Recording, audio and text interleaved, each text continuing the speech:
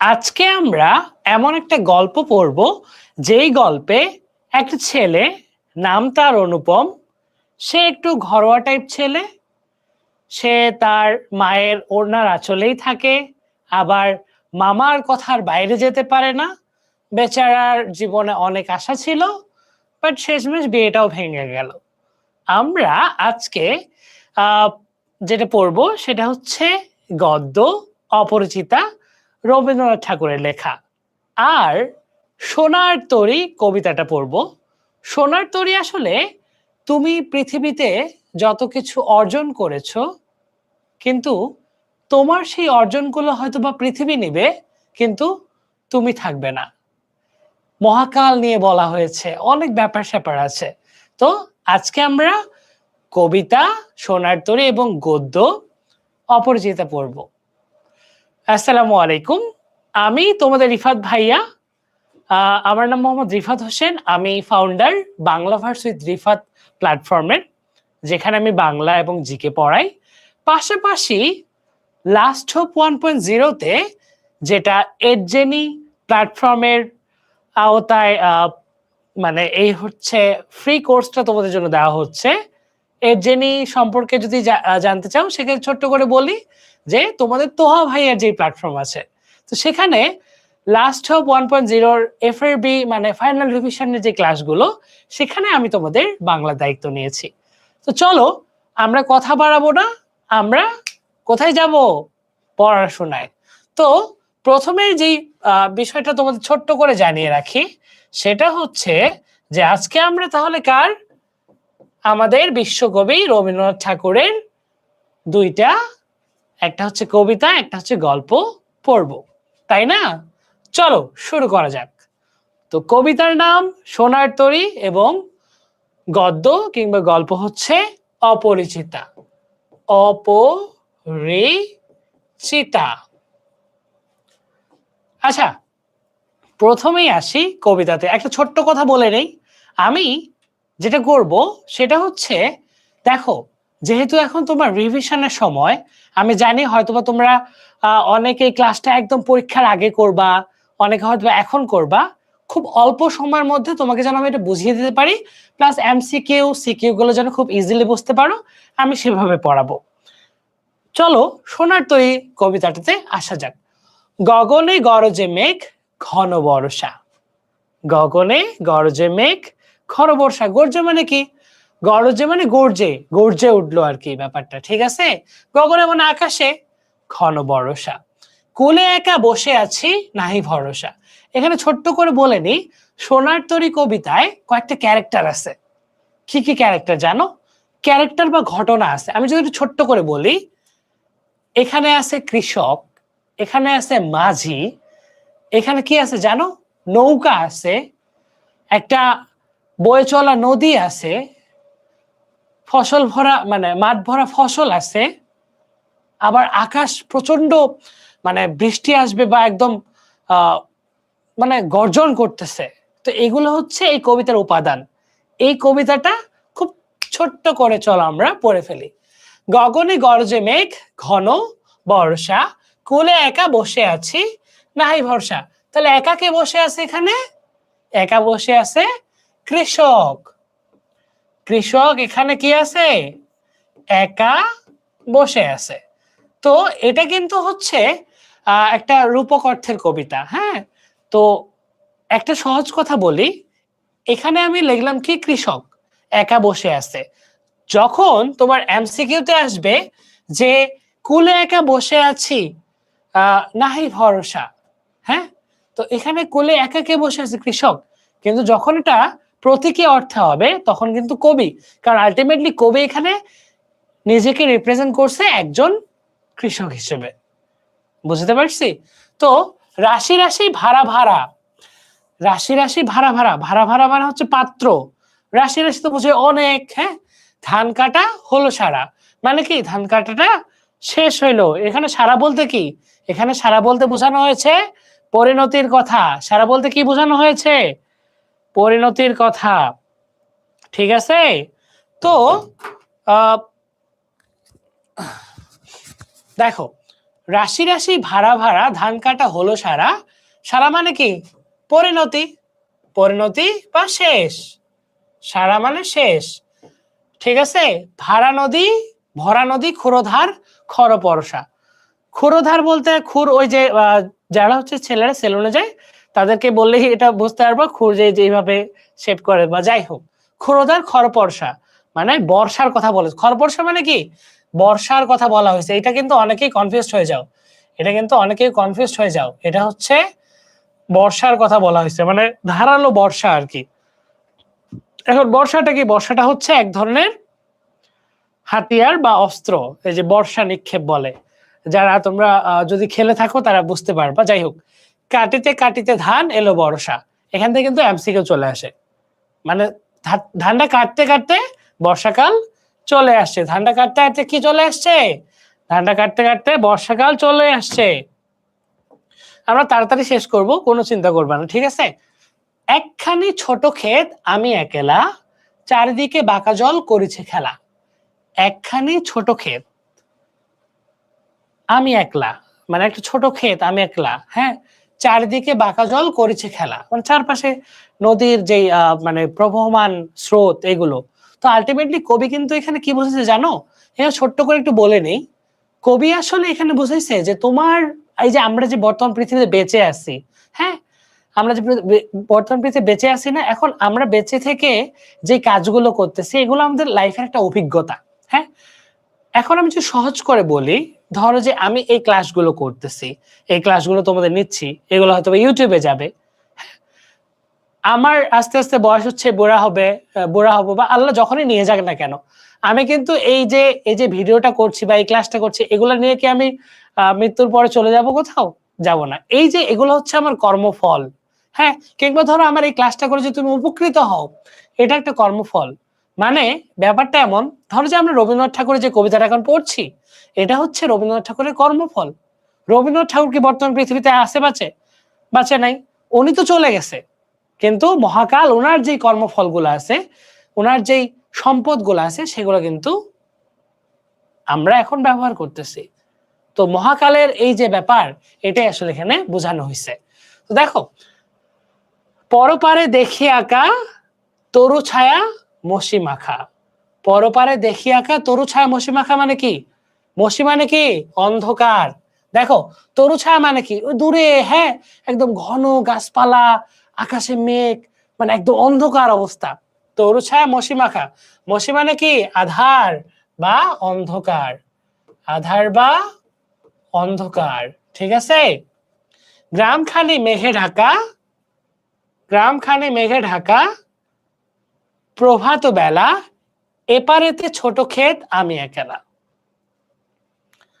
গ্রামখানি মেঘে ঢাকা, প্রভাত বেলা, এপারেতে ছোট ক্ষেত আমি একলা। অলরেডি তোমাদের আমি গল্পের মূল কাহিনী বুঝাই দিচ্ছি, এটা কবিতার মূল কাহিনী বুঝাই দিচ্ছি, এগুলো আসলে খুব ম্যাটার না, তবুও একটু পড়ে নিচ্ছি। গান গেয়ে তরিবে কে আসে পারে, এইবার হচ্ছে ওই যে দ্বিতীয় ক্যারেক্টার মাঝি, মাঝির আগমন হয়ে গেল, হ্যাঁ।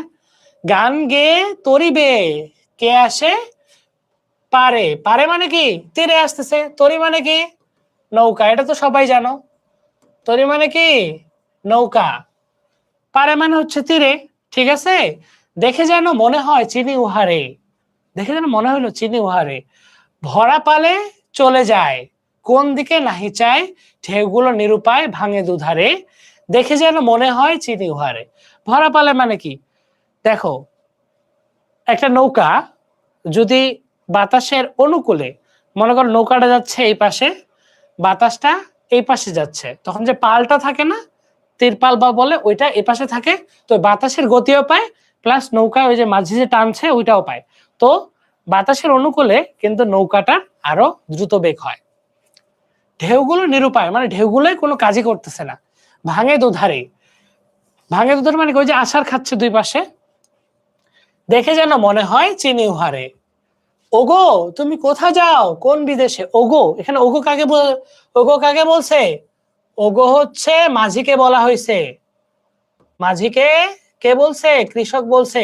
ওগো তুমি কোথা যাও কোন বিদেশে, বারেক ভিড়াও তরি কুলেতে এসে। বারেক মানে কি, বারেক মানে হচ্ছে একবার, বারেক মানে কি? একবার, মানে জাস্ট একবার। হ্যাঁ, মানে এখানে কৃষক কাইন্ড অফ মাঝিকে মিনতি করতেছে, বারেক ভিড়াও তরি কুলেতে এসে, একবার তোমার নৌকাটা একটু তীরে আনে ভিড়াও। যেও যেথা যেতে চাও, কোথায় যাবা যাইও, যারে খুশি তার, কাকে নিবা নিও, শুধু তুমি নিয়ে যাও ক্ষণিক হেসে, শুধু তুমি আমাকে নিয়ে যাও কি একটু হেসে, আমার সোনার ধান কুলেতে এসে, আমার সোনার ধান কুলেতে এসে। ওকে, এখানে কি একটু লাইনে মনে হয় ইয়ে হয়েছে, যাই হোক। যত চাও তত লও তরণী পরে, মানে নৌকাটা একদম যত ইচ্ছা ভরে নাও, আর আছে আর নাই দিয়েছি ভরে, যা ছিল সব দিয়ে দিছি। হ্যাঁ, এতকাল নদী কোলে যাহা লয়েছিনু ভুলে, সকলে দিলাম তোলে থরে বিথরে। থরে বিথরে মানে কি? থরে সুবিন্যস্ত ভাবে, হ্যাঁ, বা সাজিয়ে বলতে পারো, সাজিয়ে বা সুবিন্যস্ত ভাবে। কি করছে? মানে এখানে কিন্তু এটা কিন্তু একটা লাইফের কথা বলা হয়েছে। হ্যাঁ, একটু দেখো, এতকাল নদী কোলে যাহা লয়েছিল ভুলে, মানে তুমি যে পৃথিবীতে আসছো, তুমি এখানে সম্পত্তি করলা, অনেক অনেক সম্পত্তি করলা, কিন্তু একটা মানুষ কি মৃত্যুর সময় সে কি বলে যে আমার এই সম্পত্তিগুলো দেন, আমি পরকালে নিয়ে যাবো বা আমি কবরে নিয়ে যাবো? কেউ কিন্তু বলে না। ঠিক আছে, তো ওইটাই বলছে, এতকাল নদী কূলে যাহা লয়েছিল ভুলে, সকলে দিলাম তুলে থরে বিথরে, এখন আমারে লহ করুণা করে। তারপর হ্যাঁ, এই যে কৃষক মাঝিকে অনুরোধ করতেছে, আমার যা আছে সব তো দিলাম, এখন আমাকেও নাও। এখানে কি করলো? অনুরোধ করলো। কাকে অনুরোধ করলো? কৃষক অনুরোধ করলো কাকে? কৃষক অনুরোধ করলো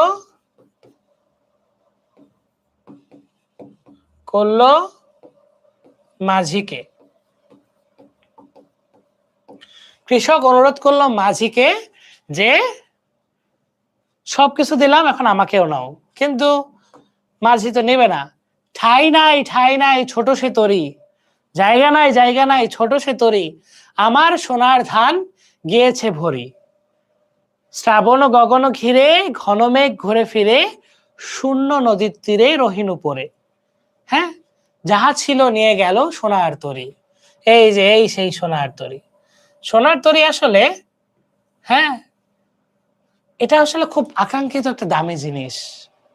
তুমি জীবনে যত কিছুই কামাই করলা, ইনকাম করলা, যত কিছুই করলা না কেন, তোমার কর্মের ফল সবগুলো পৃথিবীতে থেকে যাবে।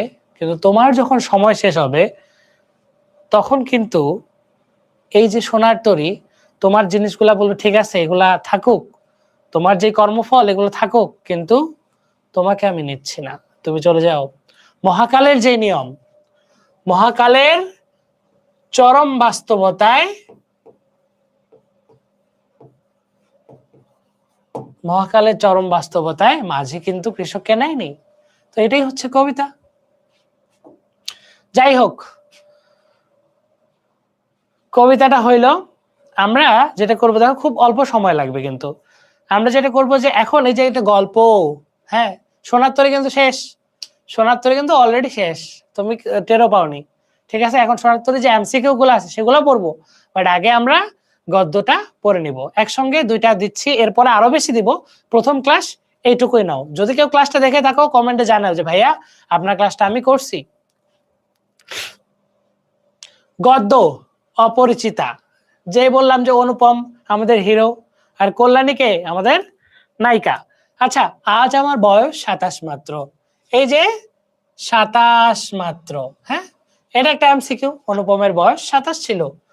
এই জীবনটা না দৈর্ঘ্যের হিসেবে বড়, না গুণের হিসেবে, তবু ইহার একটি বিশেষ মূল্য আছে।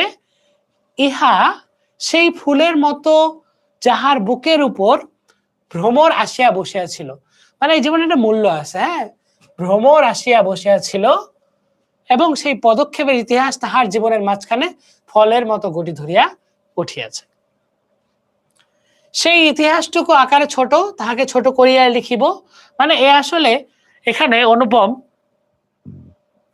সরি, এখানে অনুপম আসলে ওই যে তার জীবনে যে ঘটে যাওয়া কল্যাণীর সাথে ঘটনা, সেটা সে শুরু করলো। কলেজে যতগুলো পরীক্ষা পাশ করিবার সব আমি চুকাইয়াছি। হ্যাঁ, সব আমি চুকাইয়াছি।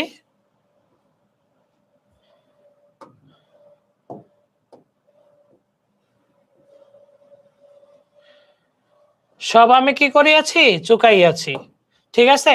ছেলেবেলায় আমার সুন্দর চেহারা লইয়া পণ্ডিত মশাই আমাকে শিমুল ফুল ও মাকাল ফলের সহিত তুলনা করিয়া বিদ্রুপ করিবার সুযোগ পাইতো। তাহলে এটা একটা কিন্তু এটা এই যে এটা আছে না, এটা সৃজনশীলেও আসে সিকিউ প্লাস এমসিকিউ।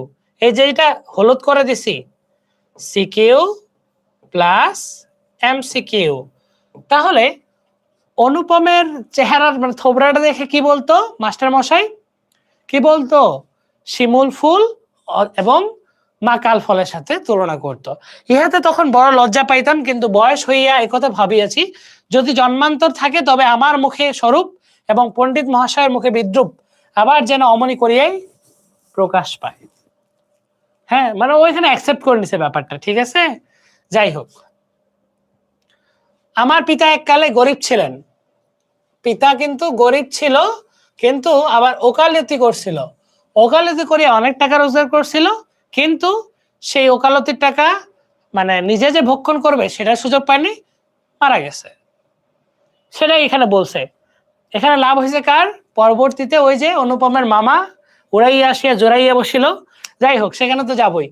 হ্যাঁ, মানে এটা আসলে হয়, দেখবা যে মানুষটা গরিব ছিল, প্রচন্ড সারা জীবন প্রচন্ড পরিশ্রম করছে, অনেক টাকা ইনকাম করলো, শেষ বয়সে যায় সেই টাকা যে এতদিন ধরে ইনকাম করলো সেটা সে ভোগ করতে পারলো না। ভোগ করে কারা? পরিবারের মানুষজন, আত্মীয় স্বজনেরা। যাই হোক, আমি জাস্ট ছাড়া ছাড়া করে পড়াবো, কারণ এটা কিন্তু তোমরা অলরেডি অনেকবার পড়ছো, রাইট? কারণ তোমাদেরকে আমি এখন সিকিউগুলোর জন্য বেশি পড়াবো, যেহেতু এটা ফাইনাল রিভিশন ক্লাস। আমার তখন বয়স অল্প, মার হতেই মানুষ। কার হাতে মানুষ হয়েছে? মার হাতে। এমসিকিউ। আমি মানুষ। মা গরিব ঘরের মেয়ে। মা গরিব ঘরের মেয়ে, এটা পুরাটাই গুরুত্বপূর্ণ। দেখো, মা গরিব ঘরের মেয়ে, তাই আমরা যে ধনী এ কথা তিনি ভোলেন না, ভুলিতে দেন না। এখানে একটা কথা বলি, মা কিন্তু গরিব ঘরের মেয়ে, হ্যাঁ, কিন্তু বড়লোক হওয়ার পরে তিনি এই কথা অনুপমকে ভুলতে দেন না, নিজেও ভুলে না। ঠিক আছে, বোধ করি সেই জন্য শেষ পর্যন্ত আমার পুরোপুরি বয়সই হইল না। আজও আমাকে দেখিলে মনে হয় আমি অন্নপূর্ণার কোলে গজাননের ছোট ভাই। এটা কি? অন্নপূর্ণার কোলে গজাননের ছোট ভাই। এটা হচ্ছে সিকিউএ কতে চলে আসে। যাই হোক, আমার আসল অভিভাবক আমার মামা, তিনি আমার চেয়ে বড় জোর বছর 6 বড়। কত বড়? বছর 6। গুরুত্বপূর্ণ। কিন্তু ফল্গুর বালি, ফল্গু আসলে একটা নদীর নাম। হ্যাঁ, ফল্গু একটা নদীর নাম, এটা ইন্টারনেটে সার্চ দিলে পাবা। ফল্গু কিন্তু একটা নদীর নাম। ফল্গুর বালির মতো তিনি আমাদের সমস্ত সংসারটাকে নিজের অন্তরের মধ্যে শুষিয়া লইয়াছেন। কে আসছিল? এই যে মামা। মামা আসেই কাহিনীটা শুরু করলো আর কি। এই হচ্ছে আমাদের ভিলেন। হ্যাঁ, তাহাকে খুঁড়িয়া এক মানে এখনকার এক গন্ডুস রস পাইবার জো নাই, এই কারণে কোনো কিছুর জন্য আমাকে কোনোভাবে ভাবিতে হয় নাই। মানে মামা আসে পুরো সংসারটাকে গ্র্যাব করে নিচ্ছে, যা লাগে সব মামা। মামাই ওখানকার গার্ডিয়ান। যাই হোক, কন্যার পিতা মাত্রই স্বীকার করিবেন আমি সৎপাত্র, তামাকটুকু পর্যন্ত খাই না, ভালো মানুষ হওয়ার কোনো ঝঞ্ঝাট নাই, তবু আমি নিতান্ত ভালো মানুষ। এটা খ। এই লাইনগুলো খতে খুব আসে। সিকিউ খ। মাতার আদেশ মানিয়া চলিবার ক্ষমতা আমার আছে, বস্তুত না মানিবার ক্ষমতা আমার নাই। অন্তপুরের শাসনে চলিবার, অন্তপুর মানে কি? মানে বাসার ভিতরেই শাসনে চলিবার মতো করিয়াই আমি প্রস্তুত হইয়াছি।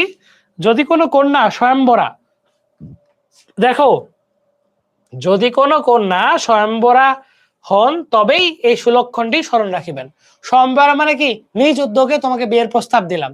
মানে অনুপম এতটাই বোকাশোকা, মানে ও হচ্ছে বিয়েটা করার জন্য বলতেছে যে তুমি আমার বাসায় প্রস্তাব দাও, মানে আমি তো ঘুরুয়া ছেলে।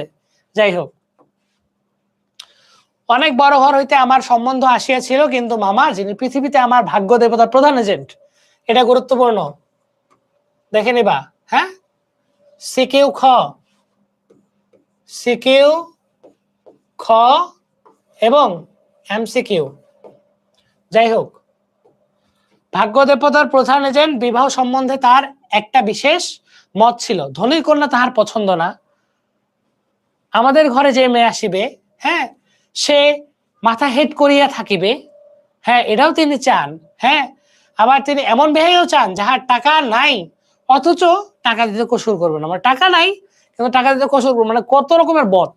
যাই হোক, যা হোক, শোষণ করিবে, শোষণ করা চলিবে, অথচ বাড়িতে আসিলে গুড়গুড়ির পরিবর্তে বাধা হোকায় তামাক দিলেও ওকে মানে নেবে, মানে বুঝতে পারতেছো। যাই হোক, মামা এরকম চায় আর কি, এটা কিন্তু খতে চলে আসে এই প্যারাটা, ঠিক আছে। আমার বন্ধু হরিশ কানপুরে কাজ করে। কোথায় কাজ করে? তাহলে বন্ধুটাকে আরেকটা ক্যারেক্টার পাইলাম।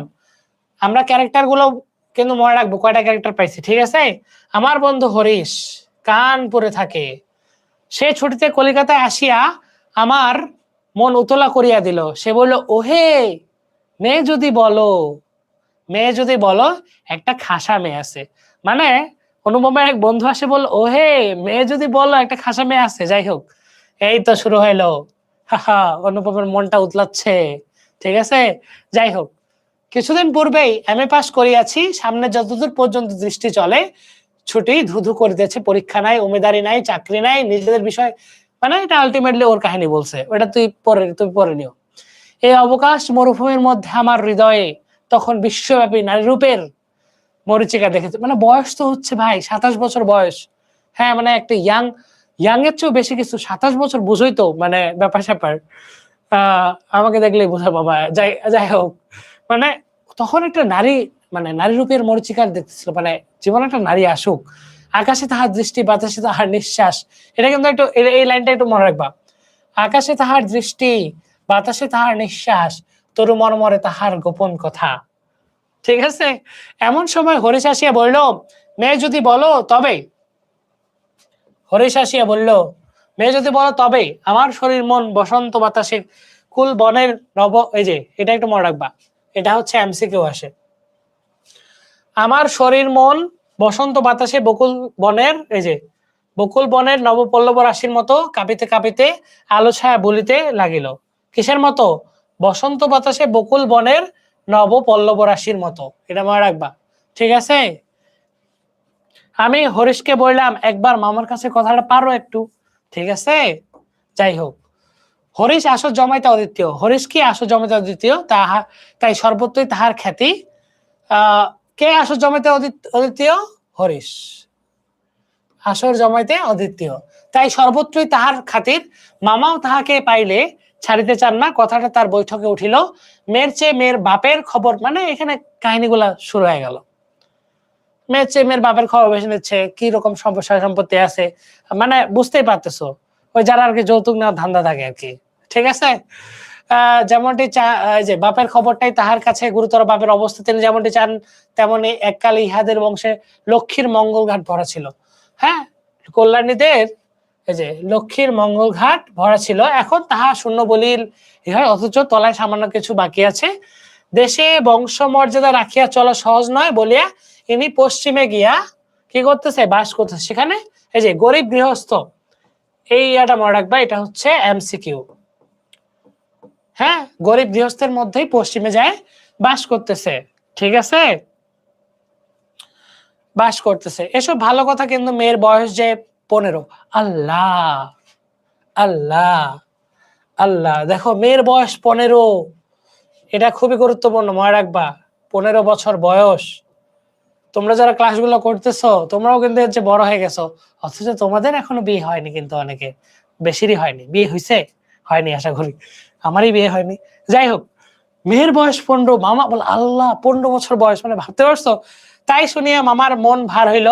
বংশে তো কোনো দোষ নাই, না দোষ নাই, বাপ কোথাও তার মেয়ের যোগ্য করিয়া খুঁজে পান না, মানে বর। একে তো বরের হাট মহার্ঘ, মানে বর হাট মহার্ঘ পাওয়া যাচ্ছে না। তারপরে ধনুক ভাঙা পণ, মানে অনেক টাকা পণ।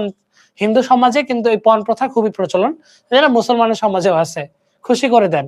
যাই হোক, কাজেই বাপ কেবলই সবুর করিতেছিল, কিন্তু মেয়ের জন্য, মেয়ের বয়স সবুর করতে, মানে বাপ তো অপেক্ষা করতেছে, মেয়ের তো বয়স বাড়তে আছে, 15 বছর বয়স। ওকে, যাই হোক, হরিশের সরস রসনার গুণ আছে। মামার মন নরম হইল, বিবাহের ভূমিকা অংশটা নির্বিঘ্নে সমাধা হইয়া গেল।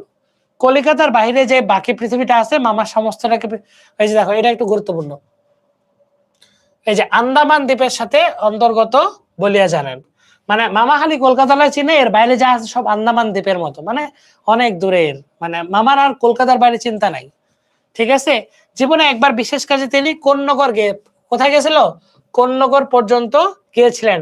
মামা যদি মনু হইতেন তবে তিনি হাবড়ার পুল, এই যে মামা যদি কি হইতো, মনু হইতো, তবে তিনি হাবড়ার পুল পার হওয়াটাকে তাহার সহিংসতা একেবারে নিষেধ করিয়া দিতেন। যাই হোক, মনের মধ্যে ইচ্ছা ছিল নিজের চোখে মেয়ে দেখিয়ে আসিব, সাহস করে, মানে ও যে বিয়ে করছে, মানে বিয়ে করবে, অথচ মেয়েকে যে নিজের চোখে দেখবে সেটাও সে বলতে পারেনি। অনুপম, তোমার জন্য মন খারাপ হচ্ছে বেচারা। আচ্ছা, যাই হোক,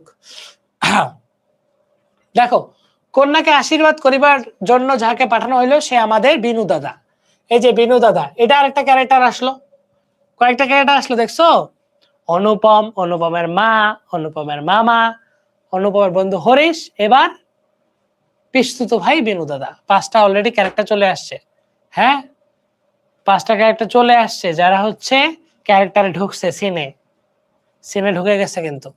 ঠিক আছে, যাই হোক, পিস্তুত ভাই কি? বিনু দাদা। কি ভাই? পিস্তুত ভাই, মনে রাখবা। তাহার মতে রুচি এবং দক্ষতার পরে আমি 16 আনা, এই যে 16 আনা নির্ভর করতে পারি। বিনুদা ফিরিয়া আসিয়া বললেন, মন্দ নয় হে খাঁটি সোনা বটে। মানে খুব ছোট্ট করে বললো। বিনুদার ভাষাটা, এই যে দেখো, এটা গুরুত্বপূর্ণ। বিনুদার ভাষাটা অত্যন্ত আট। যেখানে আমরা চমৎকার বলি চমৎকার, সেখানে তিনি বলেন চলনসই। অতএব বুঝলাম আমার ভাগ্যে প্রজাপতির সঙ্গে পঞ্চস্বরের কোনো বিরোধ নাই। মানে ঠিক আছে, বিনোদা যেহেতু বলছে, ব্যাপারটা ঠিক আছে। বলা বাহুল্য, বিবাহ উপলক্ষে কন্যা পক্ষকেই কলিকাতা, কোথায়? এটা কিন্তু এমসিকিউ। কোথায় আসতে হয়েছে কন্যা পক্ষকে? কলিকাতায়। এমসিকিউ। কন্যার পিতা শম্ভুনাথ বাবু। কন্যার পিতার নাম কি? এই যে শম্ভুনাথ বাবু। এই গল্পের শক্তিশালী ক্যারেক্টার, এই যে শম্ভুনাথ বাবু। শম্ভুনাথ বাবু হরিশকে কত বিশ্বাস,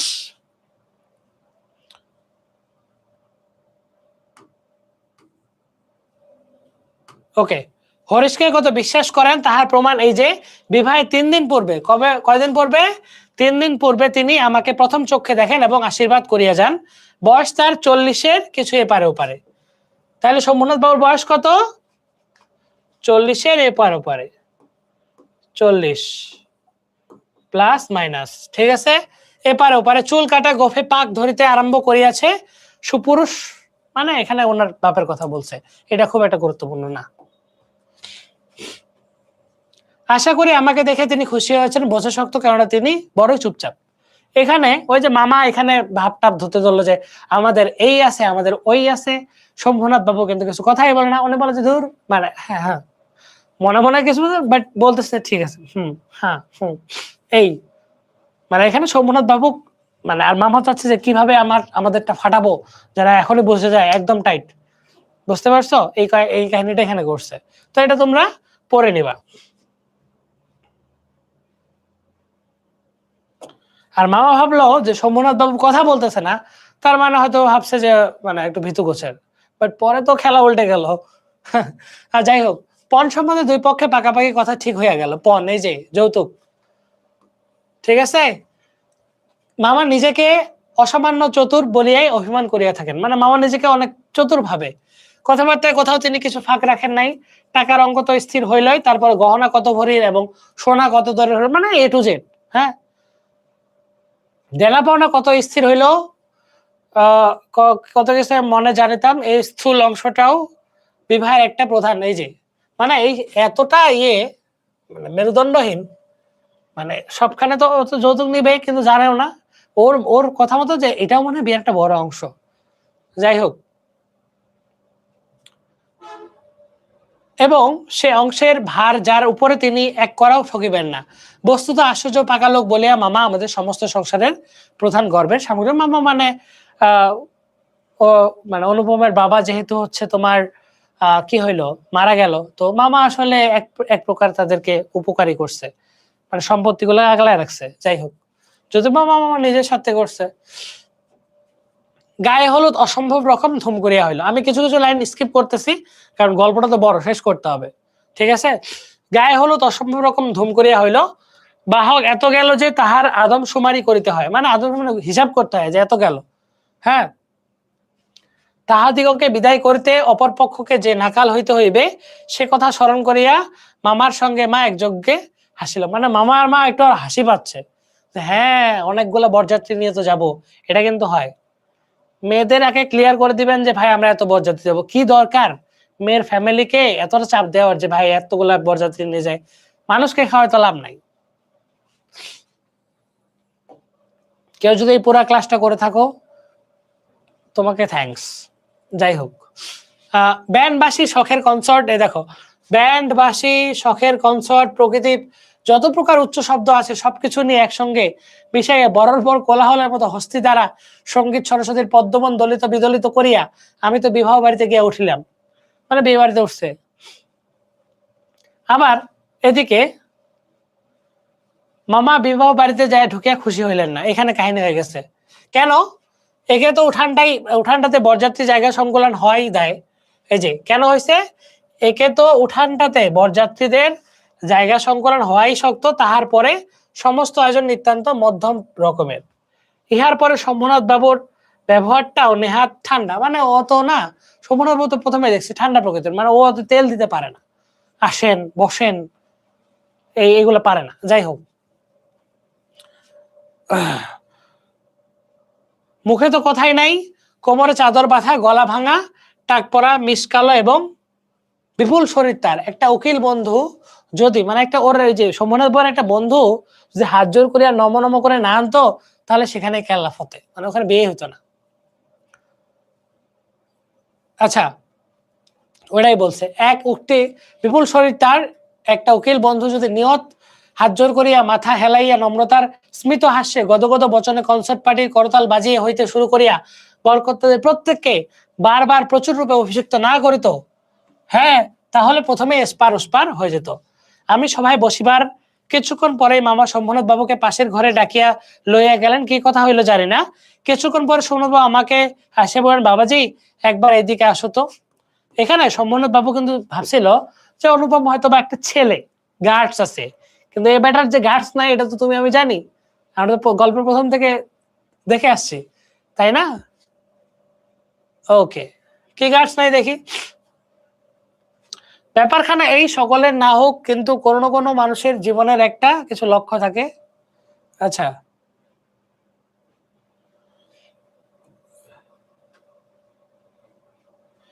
মানে এখানে বেশ কিছু কথাবার্তা বলছে, মানে ওই যে এখানে কাহিনীটা হয়েছে যে শম্ভুনাথ বাবুর মানে ওর মা বলছে যে না সোনাগুলা আমাকে চেক করে দেখবো, ওইটাই কাহিনী আর কি। তো তোমরা এটা দেখে নিও।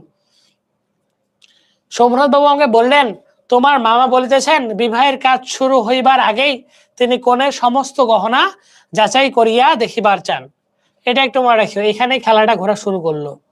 এটা হচ্ছে মানে ক্লাইম্যাক্স চলতেছে গল্পের, ঠিক আছে।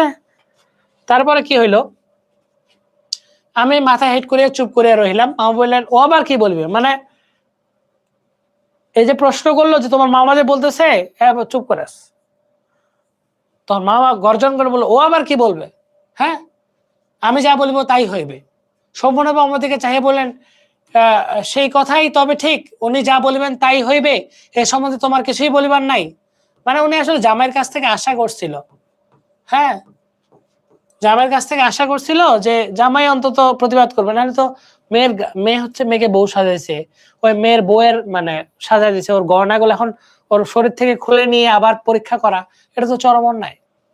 এখানেই আমাদের শম্ভুনাথ বাবু কিন্তু ঠিক করে নিছে যে এখানে সে বিয়ে দিবে না, হ্যাঁ সেখানে বিয়ে দিবে না ওর মেয়েকে, মানে এরকম মেরুদণ্ডহীন ছেলের সাথে তো বিয়ে দেওয়া যায় না, ঠিক আছে। আমি একটু ঘাড় নাড়ার ইঙ্গিত যাইলাম, এসব কথা আমার সম্পূর্ণ অনধিকার। আচ্ছা তবে বসো, মেয়ের গা হইতে সমস্ত গহনা খুলিয়া আনিতেছি, হ্যাঁ মেয়ের গা হইতে সমস্ত গহনা তুলে, এই বলিয়া তিনি উঠিলেন। মা বলেন, অনুপম এখানে কি করিবে, ও সবাই গিয়ে বসুক। সমন না, সবাই না এখানেই বসতে হবে। ওর তো ভাই মেজাজ খারাপ হয়ে গেছে। যাই হোক, কিছুক্ষণ পর তিনি একখানা গহনা আনলো। এখানে যেটা হইলো সবগুলাই হচ্ছে হাল ফ্যাশনের গহনা। হ্যাঁ, মানে অনেক ভারী একদম। ওকে আর ওর মেয়েকে ঠকাবে ওর মেয়ের বিয়েতে? এখানে একটা এমসিকিউ আসে, শেখরা গহনা হাতে তুলিয়া লইয়া বলিল, এ আর দেখিবার কি, ইহাতে খাদ নাই, এমন সোনা এখানকার দিনে মানে খুবই ভালো মানে গহনা। এই বলিয়া সে মকরখানি মোটা একখানি বালায় একটু চাপ দিয়া দেখিল, তাহাও বাকিয়া যায়। মামা তখনই নোট বই গহনাগুলো ফর্দ টুকিয়া লইলেন, পাছে যাহা যেখানে হইল তাহার কোনোটা কম পরে হিসাব দেখিলেন। গহনা যে পরিমাণ দিবার কথা, এগুলি সংখ্যায় দরেও ভারে অনেক বেশি। মানে সম্পূর্ণ বেশি দিছে, ওর মেয়েকেই তো দিছে ভাই, তাই না? গহনাগুলি একজোড়া ইয়ারিং ছিল, এই যে ইয়ারিং মানে কানের দুল, ইয়ারিং ছিল সম্পূর্ণ সেইটে শেখরার হাতে দিয়া কহিল, ইহা বিলাতি মাল, ইহাতে শেখরা হাতে দিয়ে কহিল, এইটা একবার পরখ করিয়া দেখেন। শেখরা কহিল, ইহা বিলাতি মাল, ইহাতে সোনার ভাগ সামান্যই আছে। সোমনাথ বাবু ইয়ারিং জোড়া মামার হাতে দিয়ে বলে, এই যে জাস্ট অপমান করে থয়ে দিল, মামার হাতে দিয়ে বললেন, এটা আপনারাই রাখিয়া দিন। এটা কি করবে? আপনারাই রাখিয়া দিন। যাই হোক, মামা সেটা হাতে লইয়া দেখিলেন, এই ইয়ারিং দিয়াই কন্যাকে তাহার আশীর্বাদ করিয়াছিলেন। মামার মুখ লাল হয়ে গেল। মানে এখানে বিভিন্ন কাহিনী হয়ে গেল, এখানেই ওই ঘটনাটা ঘটতেছে আর কি। দরিদ্র তাহাকে ঠকাইতে চাইবে, এটা তো হয়ে গেল। সম্পূর্ণ বললেন, না এখন সবাই বসিতে হইবে না, চলুন আগে খাওয়াইয়া দিই। এখানে তো কাহিনী হয়ে গেল। এখানে ছোট করে বলে দিই, এটা তুমি পড়ে নিও। মানে এই লাইনগুলার বলার আই থিঙ্ক দরকার হয় না, কিছু কিছু আমি স্কিপ করে দিচ্ছি। এখানে কাহিনীটা এটা, পরীক্ষা করা শেষ, দেখা গেল যে অনুপমার মামায় বাটপারি করছে ইয়ারিং গুলা, যে কানের দুলগুলো নিয়ে। তো সম্পূর্ণবাবু তো মনে মনে তখনই ঠিক করে নিয়েছে, যখন ওকে প্রশ্ন করছিল যে তুমি কি বলতেছো জামাই তো মেরুদণ্ডহীন, তখনই ঠিক করে নিয়েছে যে এদের সাথে বিয়ে দিব না। তো ভাই এ তো ভদ্র মানুষ, এ কি করলো, মানে গালে চর মারার মতো অবস্থায় বলে যে ঠিক আছে, ওকে সবাইকে বসতে হবে না, আগে খায় নেন। তখন এই যে খায় না আর কাহিনী যে হইলো, হ্যাঁ দেখো, বরযাত্রী খাওয়া শেষ হইলো, সম্পূর্ণবাবু আমাকে খাইতে বললেন, বরযাত্রীকে খাওয়া দিল আগে, ঠিক আছে। সময় ওকে খাইতে, মামা বললেন, সে কি কথা, বিবাহের পূর্বে বর খাইবে কেমন করিয়া? এ সম্বন্ধে একটু এসিটা বন্ধ করে দিই।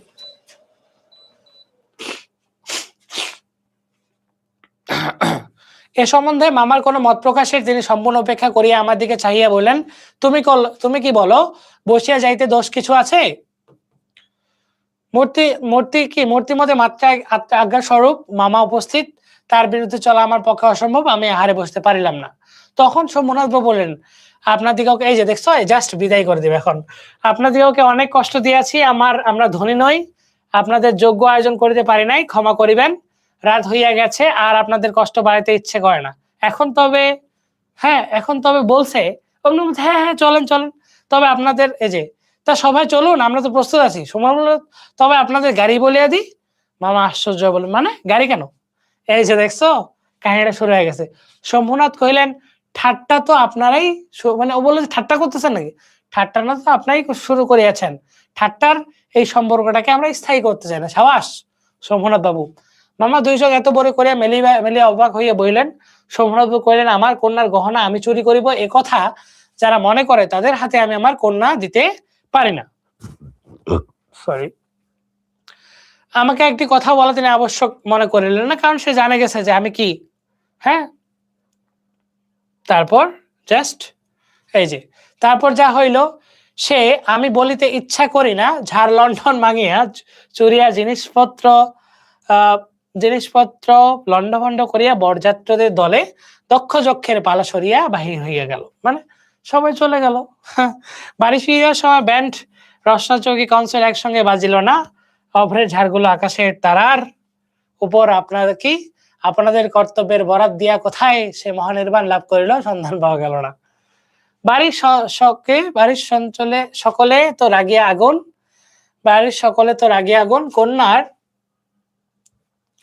পিতার এত গুমর, মানে কন্যার পিতার এত ভাব, কলিজে চারপোয়া হইয়া আসিল, সকলে বলিল দেখি মেয়ের বিয়ে দেন কেমন করিয়া, কিন্তু মেয়ের বিয়ে হইবে না, এ ভয় যার মনে নাই তার শাস্তির উপায় কি। হ্যাঁ, মানে ওরা বলতেছে যে ভাই এভাবে আমাদের সাথে অপমান করলো, ওর তো মেয়ের বিয়ে হবে না, কিন্তু ওর মানে শম্ভুনাথ বাবুর তো মেয়ের যে বিয়ে হবে না এটা ভয় নাই, ওর তাহলে শাস্তি কি। মস্ত বাংলাদেশের মধ্যে আমি একমাত্র পুরুষ, বেচারা লজ্জা সরে বলতেছে মস্ত বাংলাদেশে আমি একমাত্র পুরুষ যাহার কন্যা বা বিবাহের আসর হইতে নিজেই ফিরাইয়া দিয়েছে।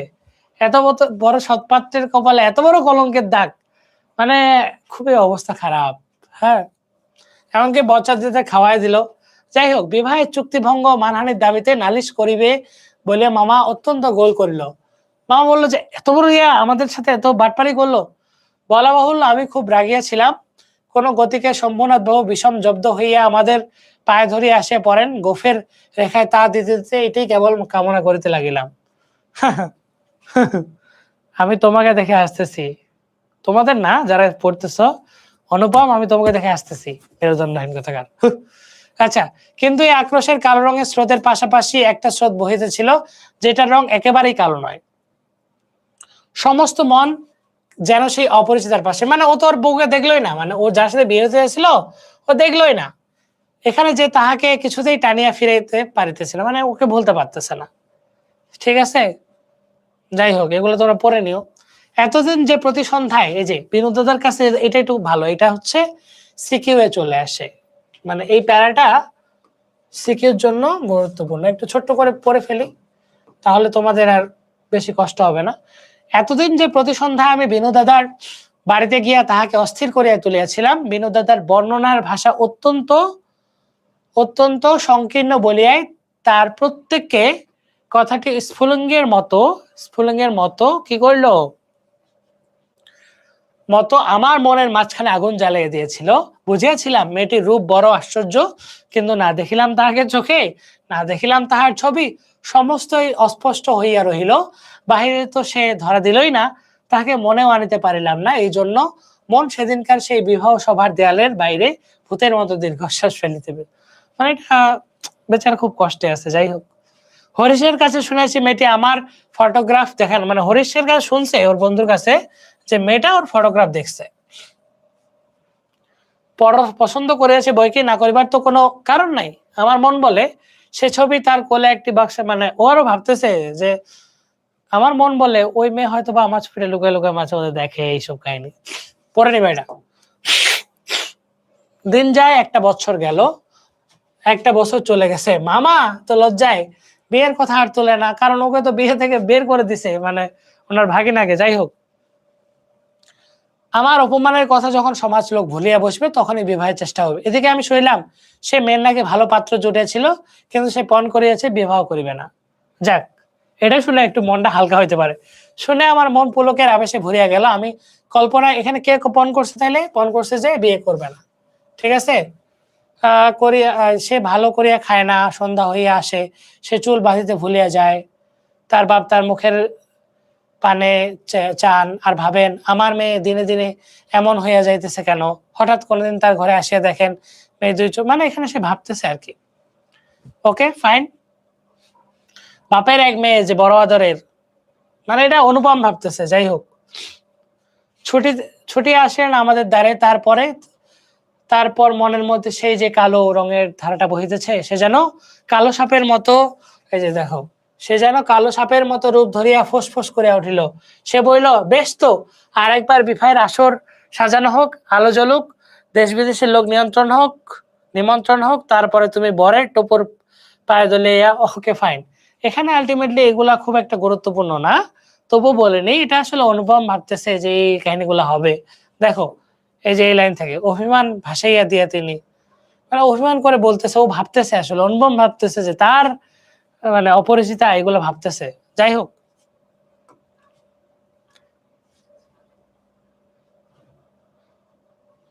মাকে লইয়া তীর্থ চলে আসছিলাম। এখন আসি এই কাহিনীতে, গেছে কিন্তু গল্পের বেশ কিছু, মানে বেশিরভাগ চলে গেছে। ঠিক আছে, মাকে লইয়া তীর্থে চলিয়াছিলাম, আমার উপরেই ভার ছিল, কারণ মামা এবারেও হাবড়ার পুল পার হন নাই। মাকে লইয়া কোথায় গেল? তীর্থে গেল। হিন্দুরা তীর্থে যায়। হ্যাঁ, ঠিক আছে, যারা তীর্থে যাওয়ার কথা বলে তারা বেনারসে তীর্থে যায়, মানে যেগুলো হিন্দুদের পবিত্র স্থান সেগুলোতে তীর্থে যায়। ঠিক আছে, মামা যাবে না, কারণ মামা হাবড়ার পুলো পার হবে না। হ্যাঁ, রেলগাড়িতে ঘুমাইতেছিলাম। কোথায় ঘুমাচ্ছিল? এই যে এখন আসি, এই যে সুন্দর পার্ট। রেলগাড়িতে ঘুমাইতেছিলাম, ঝাঁকানি খাইতে খাইতে মাথার মধ্যে নানা প্রকার এলোমেলো স্বপ্নের ঝুমঝুমানি বাজিতেছিল। হঠাৎ একটা কোন স্টেশনে জাগিয়া উঠিলাম, আলোতে অন্ধকারে মেশা সেও এক স্বপ্ন। কেবল আকাশের তারাগুলো চিরপরিচিত, আর সবই অজানা স্পষ্ট। স্টেশনের দেব কয়টা খাড়া হইয়া দাঁড়াইয়া আলো ধরিয়া এই পৃথিবীটা যে কত অচেনা, যাহা চারিদিকে তাহা যে কতই বহু দূরে, তাহাই দেখিয়া দিতেছে।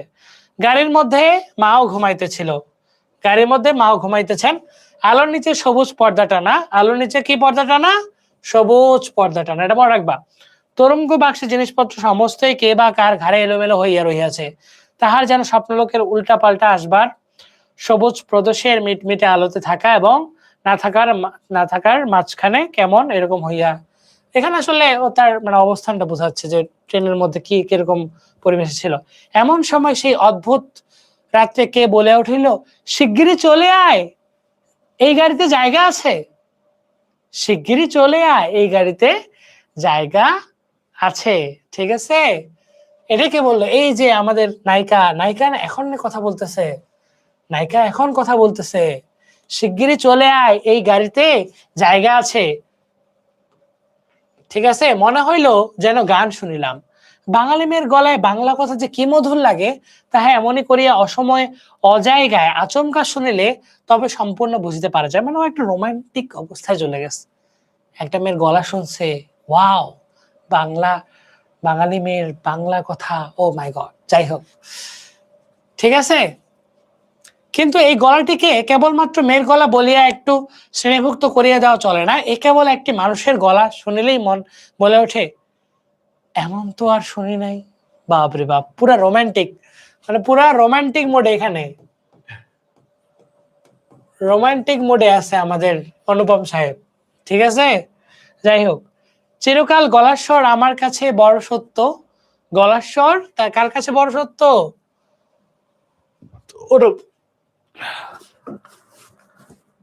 সরি, অনুপমের কাছে। রূপ জিনিসটি বড় কম নয়, কিন্তু মানুষের মধ্যে যাহা অন্তরতম এবং অনির্বচনীয়। হ্যাঁ, মানুষের মধ্যে তাহা অন্তরতম এবং অনির্বচনীয়। আমার মনে হয় কণ্ঠস্বর যেন তারই চেহারা, কণ্ঠস্বর যেন তারই চেহারা। আমি তাড়াতাড়ি গাড়ির জানালা খুলিয়া বাহিরে মুখ বাড়াইয়া দিলাম, কিছুই দেখিলাম না। প্ল্যাটফর্মে অন্ধকার দাঁড়াইয়া গার্ড তাহার এক চক্ষু লণ্ঠন নাড়িয়া দিল। গার্ড কি করছে? এক চক্ষু লণ্ঠন দাঁড়ায় দিছে। এমসিকিউ,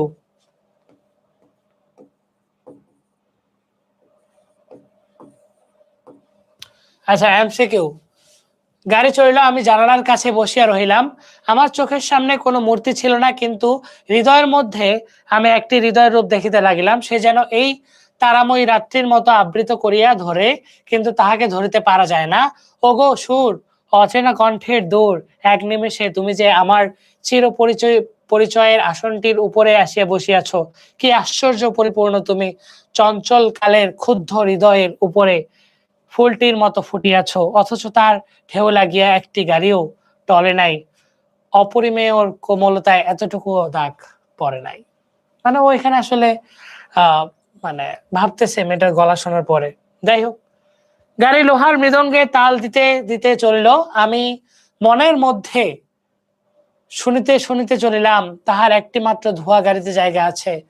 আছে কি জায়গা? আছে কি জায়গা? যে পাওয়া যায় না, কেউ যে কাউকে চেনে না, অথচ সেই না চেনাটুকু যে কুয়াশা মাত্র, সে যে মায়া, সেটা ছিল ছিন্ন হইলেই যে চেনার আর অন্ত নাই। ওগো সুধাময় সুর, ওহ, মানে ও জাস্ট কণ্ঠটা শোনার পরে এমন দেওয়ানা হয়ে গেল। অপরূপ রূপ তুমি, সে কি আমার চিরকালের চেনা নয়? জায়গা আছে, শীঘ্র আসিতে ডাকিয়াছে, আছো, শীঘ্রই আসিয়াছি, এক নিমেষেও দেরি করি নাই। রাত্রে ভালো করিয়া ঘুমাইল না। প্রায় প্রতি স্টেশনে একবার করিয়া মুখ বাড়াইয়া দেখিলাম। ভয় হইতে লাগিল, যাহাকে দেখা হইল না সে পাছে রাত্রে না নামিয়ে যায়, মানে ও যদি স্টেশনে নামে যায়। ঠিক আছে। পরদিন সকালে একটি বড় স্টেশনে গাড়ি বদল করিতে হইবে, আমাদের ফার্স্ট ক্লাসের টিকিট, মানে পরদিন সকালে গাড়িটা চেঞ্জ করতে হবে, মানে ওই ইয়াটা কামরাটা বগিটা আর কি। ফার্স্ট ক্লাসের টিকিট মনে আশা ছিল, গাড়ি বদল করতে হইবে আর কি, গাড়িটা বদল করবে। ভিড় হইবে না, নামিয়া দেখি প্ল্যাটফর্মে সাহেবদের আটদালি দল আসবাবপত্র লইয়া গাড়ির জন্য অপেক্ষা করিতেছে। কোন এক ফৌজের বড় জেনারেল সাহেব, কোন এক ফৌজের বড় জেনারেল সাহেব ভ্রমণে বাহির হইয়াছেন। 2-3 মিনিট পরেই গাড়ি আসিল। বসিলাম ফার্স্ট ক্লাসের আশা ত্যাগ করিতে হইবে। মাকে লইয়া কোন গাড়িতে উঠি সে এক মানে বিমর্ষ ভাবনা, বিষম ভাবনায় পড়িলাম। সব গাড়িতেই ভিড়, দাঁড়ে দাঁড়ে উকি মারিয়া বেড়াইতে লাগিলাম। এমন সময় মানে যেহেতু সাহেব আসে, তার মানে ওই গাড়ির আশা বাদ দেওয়া লাগবে, কারণ এটা তো হচ্ছে ব্রিটিশ আমলের কাহিনী। হ্যাঁ, দাঁড়ে দাঁড়ে উকি মারিয়া বেড়াইতে লাগিলাম। এমন সময় সেকেন্ড ক্লাসের গাড়ির হইতে একটি মেয়ে আমার মাকে লক্ষ্য করিয়া বললেন, আপনারা আমাদের গাড়িতে আসুন না, এখানে জায়গা আছে। আসলে কিভাবে নায়িকার দেখা হয়, তাই না? যাই হোক, আমি তো চমকে উঠলাম, সেই আশ্চর্য মধুর কণ্ঠ এবং সেই গানেরই ধোয়া, জায়গা আছে। ক্ষণমাত্র বিলম্ব না করিয়া মাকে লইয়া গাড়িতে উঠিয়া পড়িলাম, জিনিসপত্র তুলিলাম। প্রায় সময় ছিল না, আমার মতো অক্ষম দুনিয়ায় নাই। সেই মেয়েটি কুলিদের হাত হইতে তাড়াতাড়ি চলতি গাড়িতে আমাদের বিছানাপত্র টানিয়া লইল। আমার একটা ফটোগ্রাফ তুলিবার ক্যামেরা স্টেশনেই পড়িয়া রহিল, গ্রাহ্যই করিলাম না। মানে ওর একটা ক্যামেরা, ও বললো যে ভাই এখানে মেয়েকে পাইছি, যার কণ্ঠ শুনছি, কি আছে আছে, জাস্ট যাক, ঠিক আছে। তারপরে কি লিখিব যায় না, আমার মনের মধ্যে একটি অখণ্ড আনন্দের ছবি আছে, তাহাকে কোথায় শুরু করিবে কোথায় শেষ করিব বসিয়া বসিয়া বাক্যের পর বাক্য যোজনা করিতে ইচ্ছা করে না। এবার সেই সুরটিকে চোখে দেখিলাম, তখনও তাহাকে সুর বলিয়া মনে হইল। মায়ের মুখের দিকে চাহিলাম, দেখিলাম তার চোখে পলক পড়িতেছে না। মেয়েটির বয়স 16 কি 17 হইবে। ওই যে 15 বছর ছিল, তার তো 1-1.5 বছর পরে তো দেখা হইল।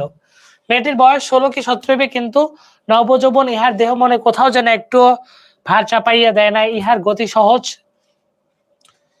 গতি সহজ, দীপ্তি নির্মল, সৌন্দর্যের সুচিতা অপূর্ব, ইহার কোনো জায়গায় কিছু জরিমা নাই। এখানে ওই যে কথাবার্তা শুরু হইলো। হ্যাঁ, তো তোমরা এটা পড়ে নিও, কারণ মানে এখানে কিছু কিছু গুরুত্বপূর্ণ বিষয় আছে, সেটা জাস্ট একটু দেখাইনি। সেটা হচ্ছে,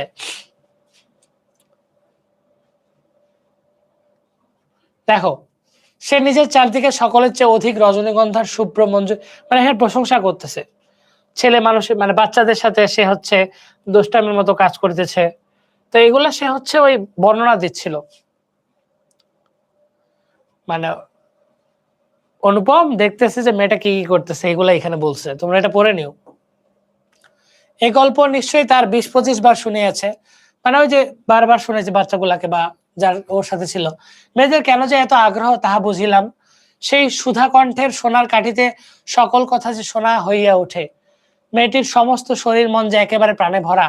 আহারে, তুমি তো জানোই না যে এই মেয়েটাই তো তোমার বউ হইতে চাইছিল।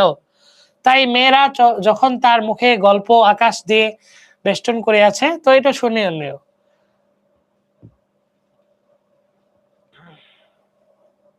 তারপর এখানে একটা ছোট্ট ইয়ে আছে, দেখো, আমার প্রকৃতি যে জাল দিয়া বেড়া, আমি কেন বেশ সহজে হাসি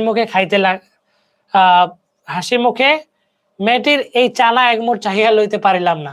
হাত বাড়াইয়া দিনা কেন আমার লোভ স্বীকার করিলাম না। আচ্ছা, যাই হোক, এখানে অনুপম বলতেছে, হ্যাঁ, মানে ও ভাবতেছে যে আমি কেন, ও তো খাচ্ছে চানামুট, আমিও একটু চাই।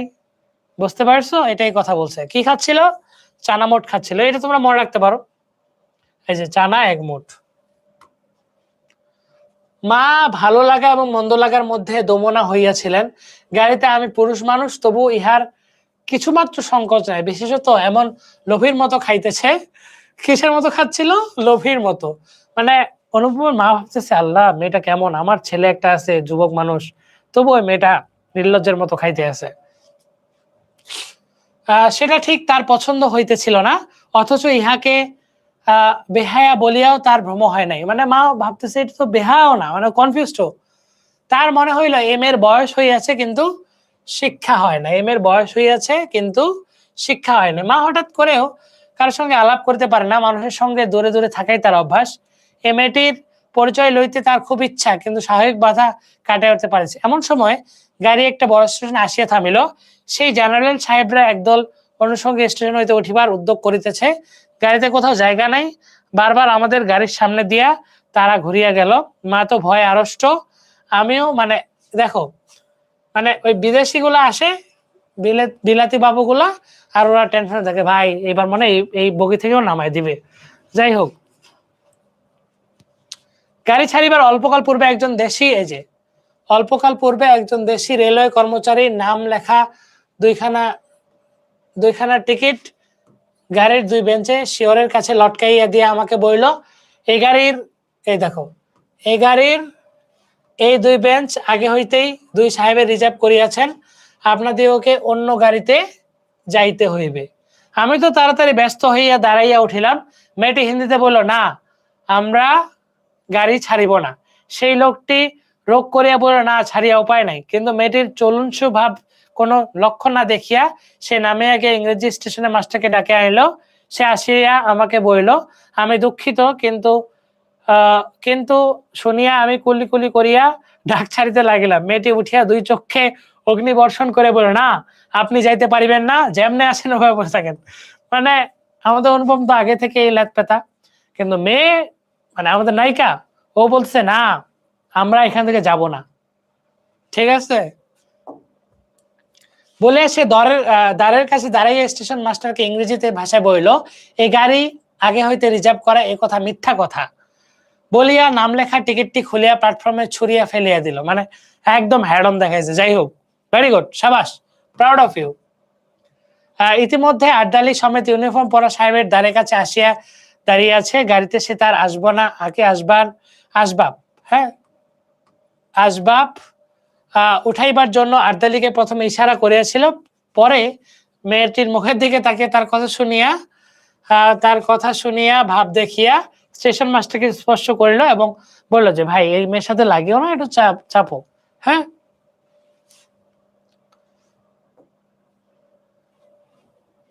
তারপরে আসলে কি করছিল, তারপরে তবুও তো বাবু সাহেবটা যাবে, বিলাতি সাহেবটা, ও তখন ওই আরেকটা বগি ওইটা ট্রেনের সাথে লাগায়, তারপরে ও ছাড়ছে ট্রেন। যাই হোক, তবুও তো এদেরকে জায়গা ছাড়তে হইলো না।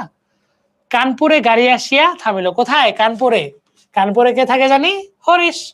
মেয়েটি জিনিসপত্র বাঁধিয়া প্রস্তুত স্টেশনে একটি হিন্দুস্তানি চাকর, কোন চাকর? হিন্দুস্তানি চাকর আসিয়া ইহাদিগকে নামাইবার উদ্যোগ করিতে লাগিল। মা তখন আর থাকিতে পারিলেন না, জিজ্ঞাসা করলেন, তোমার নাম কি মা? মেয়েটি বলল, আমার নাম কল্যাণী। কল্যাণী, শম্ভুনাথ বাবুর মেয়ে, আপনাদের বৌমা হইতে পারতো, কিন্তু হয়নি কেন?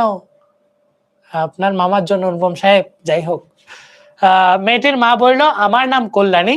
শুনিয়া মা এবং আমি দুজনেই চমকে উঠলাম। তোমার বাবা? তিনি এখানকার ডাক্তার, তাহার নাম শম্ভুনাথ সেন। তারপরেই সবাই নামিয়া গেল। ইস, শম্ভুনাথ সেন। মামার নিষেধ অমান্য করিয়া মাতৃ আজ্ঞা ঠেলিয়া তারপরে আমি কানপুরে আসিয়াছি। মানে তারপরে ভাবছে যে ভাই এই মেয়েকে তো আমি ছাড়বো না। আসিয়াছি, কল্যাণের বাপ এবং কল্যাণের সঙ্গে দেখা হইয়াছে, হাত জোর করিয়াছি, মাথা হেট করিয়াছি। শম্ভুনাথ বাবু হৃদয় গলেছে। কল্যাণী বলে, আমি বিবাহ করিব না। আমি জিজ্ঞাসা করিলাম কেন? সে বইল, মাতৃ আজ্ঞা। উফ, মানে শপথ নিয়ে নিছে যে বিয়ে করবে না। কি সর্বনাশ! এ পক্ষেও মাতুল আছে নাকি? তারপরে বুঝিলাম মাতৃভূমি আছে।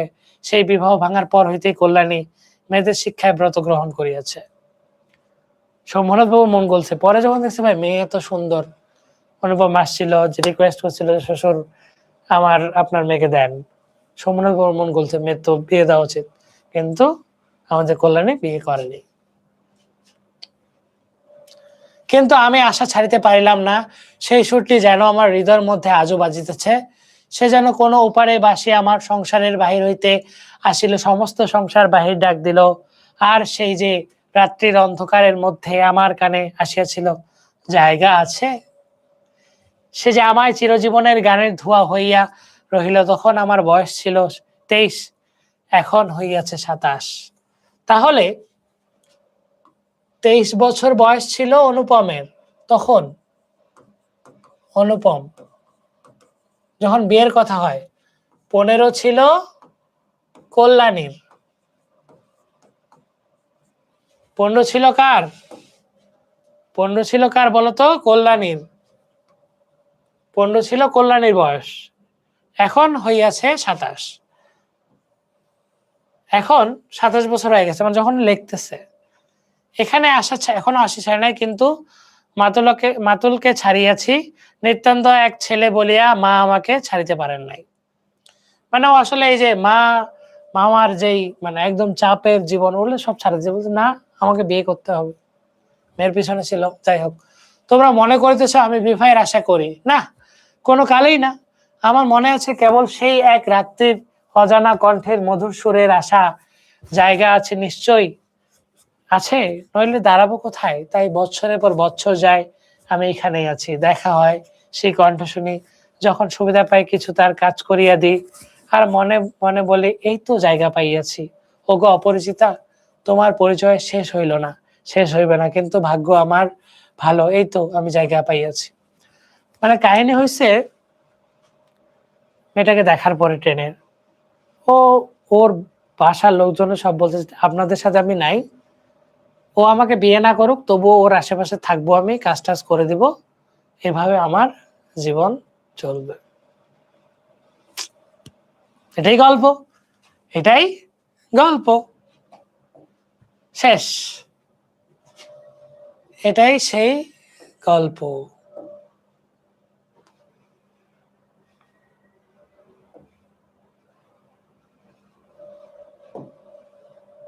দেখো, এখন চলো রবীন্দ্রনাথ ঠাকুর সম্পর্কে, এখানে এটা কি বলছে, যাই হোক, রবীন্দ্রনাথ ঠাকুর সম্পর্কে জেনে নি, তারপরে এই কবি পরিচিতি জানবো খুব ছোট্ট করে, কবি এবং যেটাই বলো কারণ আমাদের বিশ্বকবির কথা। এটা জানার পরে আমরা হচ্ছে এমসিকিউ এবং সিকিউ গুলো শেষ করে ফেলবো, খুব দ্রুতই হবে আশা করা যায়। রবীন্দ্রনাথ ঠাকুর 1861 খ্রিস্টাব্দের 7ই মে, 1861 খ্রিস্টাব্দের 7ই মে, 1268 বঙ্গাব্দে 25শে বৈশাখ কলকাতার জোড়াসাঁকোর ঠাকুর পরিবারে জন্মগ্রহণ করে। 1941 খ্রিস্টাব্দের 7ই অগাস্ট। দেখো এই সংখ্যাগুলো সুন্দর না? 7ই অগাস্ট, 7ই মে, 7ই মে জন্ম, 7ই আগস্ট মৃত্যু। 7ই মে জন্ম, 7ই আগস্ট মৃত্যু, এটা ছোটবেলা থেকে পড়ছি জানি। 1348 বঙ্গাব্দে জোড়াসাঁকোর ঠাকুর বাড়িতে রবীন্দ্রনাথ ঠাকুরের জীবন অবসান ঘটে। যেখানেই জন্মগ্রহণ করছে ওখানে মারা গেছে, দুঃখিত, যেখানে জন্মগ্রহণ করছে ওখানেই মারা গেছে। ঠিক আছে। 1284 বঙ্গাব্দে মাত্র 16 বছর বয়সে ভিখারিণী গল্প কি করে? ভিখারিণী গল্প রচনা করে। ছোট গল্প লেখক হিসেবে আত্মপ্রকাশ ঘটে। কিন্তু তাহলে রবীন্দ্রনাথ ঠাকুর প্রথমে ছোট গল্পের রচয়িতা ছিল। কত বঙ্গাব্দে? 1284 বঙ্গাব্দে। ঠিক আছে, এটা কিন্তু এমসিকিউ, এখান থেকে এমসিকিউ আসে, অনেক এমসিকিউ আসে। যাই হোক, জীবনের প্রায় শেষ দিন পর্যন্ত দীর্ঘ 64 বছরে, 64 বছর, কত বছর? 64 বছরে তিনি অখণ্ড গল্পগুচ্ছ সংকলিত 95টা ছোট গল্প, বাপ রে বাপ, 95টা ছোট গল্প রচনা করেন। আমি এই গল্পগুলো পড়ছিলাম, মানে সবগুলো তো পড়তে পারিনি, তবে অনেকগুলো পড়ছি। আর গল্পতে যেটা দেখছি যে ওখানে অনেক আর্টও আছে, মানে গল্পই ছিল না, মানে এরকম হিজিবিজি করে অনেক আর্টও ছিল। আমি পড়ছিলাম, আমি যখন হাই স্কুলে তখন একদম পুরো গল্প সমগ্র রবীন্দ্রনাথ ঠাকুর সবগুলো নিয়ে আসছিল বিশ্ব সাহিত্য কেন্দ্র থেকে। যাই হোক, রবীন্দ্রনাথ ঠাকুর রচিত সর্বশেষ গল্পটির নাম মুসলমানের গল্প। মুসলমানের গল্প। মাত্র 15 বছর বয়সে, কত বছর? 15 বছর বয়সে প্রথম কাব্য বনফুল প্রকাশিত হয়। কি প্রকাশিত? বনফুল। গীতাঞ্জলি এবং অন্যান্য কাব্যর কবিতায় সমন্বয়ে স্বঅনুদিত সং অফারিংস। এই যে মানে সবগুলো নিয়ে একটা স্ব-অনুদিত গ্রন্থ সং অফারিংস গ্রন্থের জন্য 1913 খ্রিস্টাব্দে 1913 খ্রিস্টাব্দে প্রথম এশীয় হিসেবে নোবেল পুরস্কার পায়। ওয়াও, এটা আমরা 6 পড়ছি। বিশ্বকবি রবীন্দ্রনাথ ঠাকুর নোবেল পুরস্কার পায় কিসের জন্য? সং অফারিংস গ্রন্থের জন্য 1913 সালে নোবেল পুরস্কার পায়, প্রথম এশিয়া মহাদেশের একজন। ঠিক আছে। বাংলা ছোট গল্পে তিনি পথিকৃত ও শ্রেষ্ঠ শিল্পী। মানসী, সোনাতরী, চিত্রা, খনিকা, বলাকা, পুনশ্চ, জন্মদিন, শেষ লেখা তার অন্যতম শ্রেষ্ঠ কাব্যগ্রন্থ। ঠিক আছে। এই যে সোনাতরী কিন্তু একটা কে, দেখো বাংলা ছোট গল্পে তিনি মানসী, সোনাতরী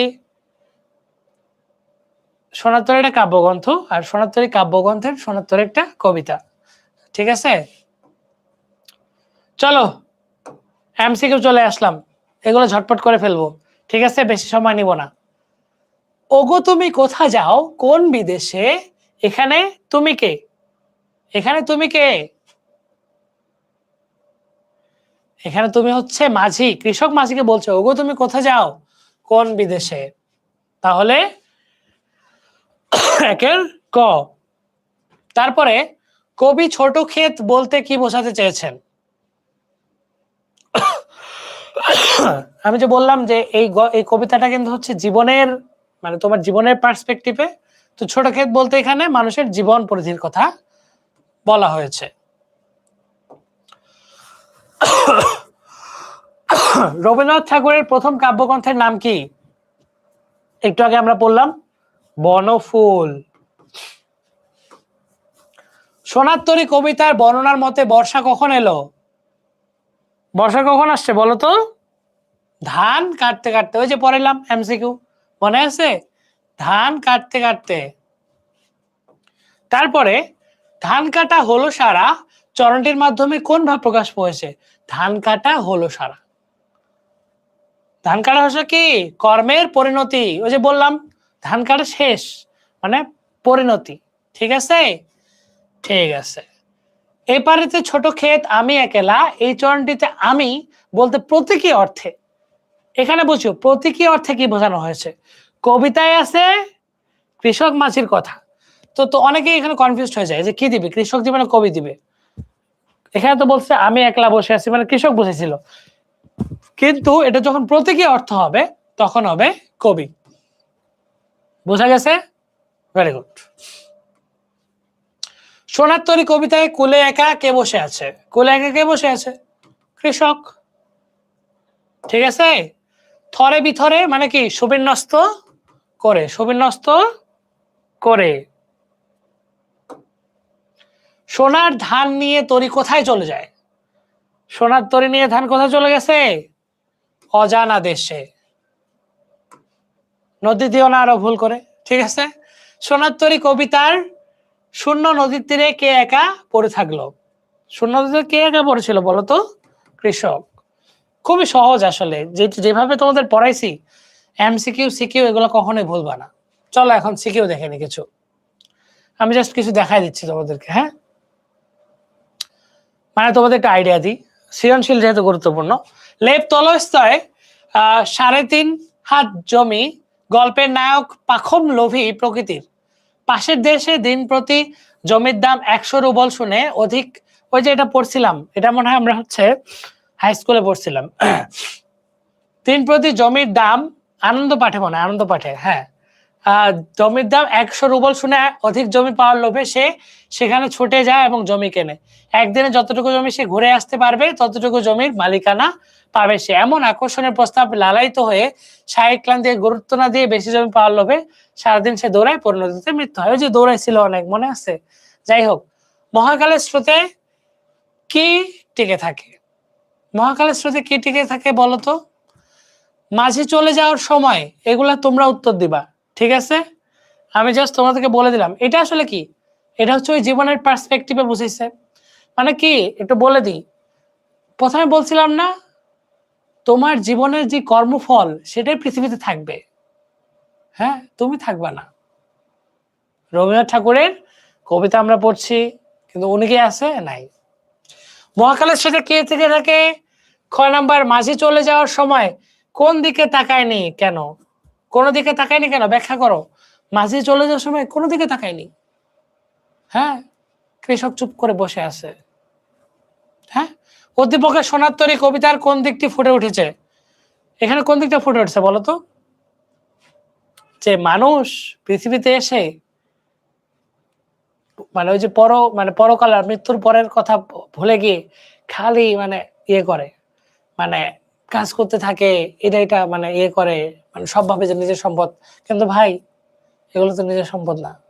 কই বলছিল যে যাহা লইয়া ছিনু ভরে, যা পাইছিলাম সব নিছিলাম। এই যে লোভ, এখানে তো লোভটা প্রকাশ পাইছে। যা পাইছি সব নিছি, ব্যাপারটা এমন।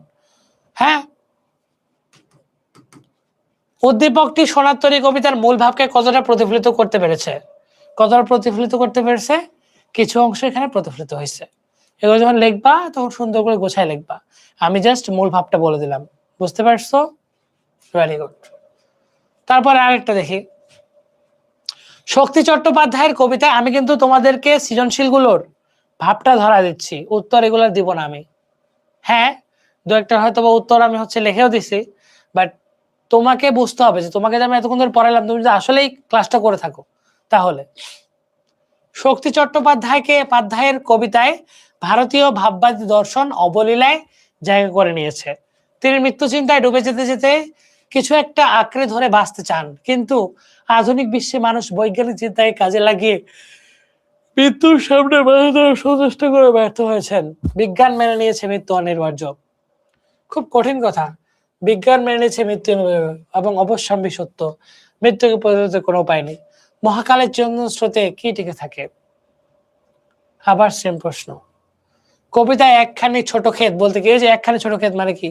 তোমার জীবন পরিধি, ঠিক আছে? উদ্দীপকের সঙ্গে সোনার তরী কবিতার সাদৃশ্য ব্যাখ্যা করো। কি কি সাদৃশ্য আছে এখানে?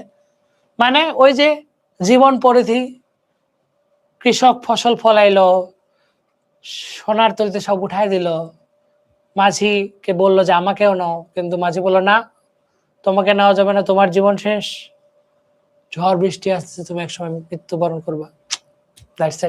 খুবই কঠিন কথা। উদ্দীপকের বর্ণিত মৃত্যু চেতনার দিকটি সোনার তরী কবিতা আলোকে বিশ্লেষণ করো। খুবই সহজ,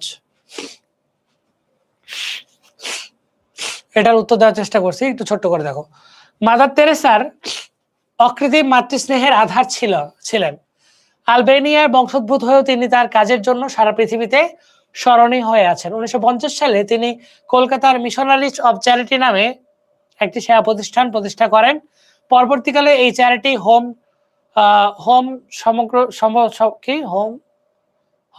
পৃথিবীর দরিদ্র, অসুস্থ, অনাথ ও মৃত্যু পথযাত্রীর মানুষের জন্য কাজ করে। এই কাজের জন্য 1979 সালে তাকে নোবেলে, এই যে মাদার তেরেসা কিন্তু নোবেল পুরস্কার পেয়েছে 1979 সালে, নোবেল শান্তি পুরস্কার প্রদান করেন। সেই পুরস্কার সমস্ত অর্থ তিনি সেবার কাজে ব্যয় করেন। 1997 সালে তিনি মৃত্যুবরণ করেন, কিন্তু বেশি দিন হয়নি মারা যান। মানুষ আজও তার নারীর নাম তাকে শ্রদ্ধাভাবে স্মরণ করে। যাই হোক, বাংলা কত তারিখে রবীন্দ্রনাথ ঠাকুর জন্মগ্রহণ করেন? 7ই মে, তাই না? দেখো উত্তর দেখো। ও বাংলাটা বলছে, সরি, বাংলা হচ্ছে 25শে বৈশাখ, 7ই মে হচ্ছে ইংলিশ, ঠিক আছে? 7ই আগস্ট মৃত্যু, 7ই মে জন্ম।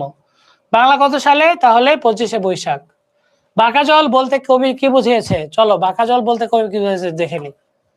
বাঁকা জল বলতে ভরা বর্ষায় নদীর জলের ভয়ঙ্কর রূপ ধারণের কথা। তাহলে এই সৃজনশীল কিন্তু দেখা দিচ্ছি, দেখো কয়টা লাইন এখানে, 1টা 2টা 3টা 4টা 5টা 6টা 6-7টা লাইন লিখলে কিন্তু উত্তর হয়ে যায়, গুছাই লিখবা হয়ে যাবে।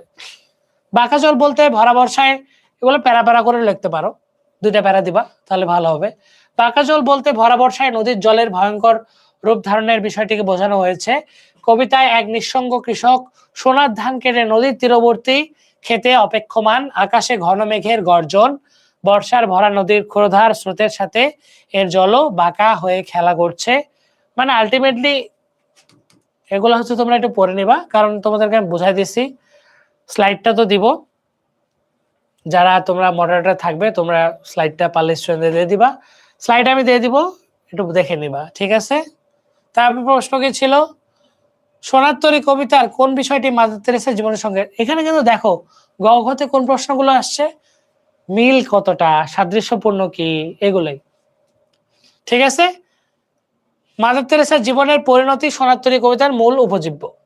মাদার তেরেসা দেখো ঘ নাম্বারটা কিন্তু একটু জটিল, হ্যাঁ একটু দেখো, গটা কিন্তু পারবা, গটা হচ্ছে সংগতিপূর্ণ। এই যে সোনার তরী কবিতায় উল্লেখিত ব্যক্তি মানুষের মৃত্যুর বিপরীতে কর্মের অমরতার প্রসঙ্গটি উদ্দীপকের মাদার তেরেসার সাথে সংগতিপূর্ণ, মানে যে তোমার কর্মফল পৃথিবীতে থাকবে ওইটাই।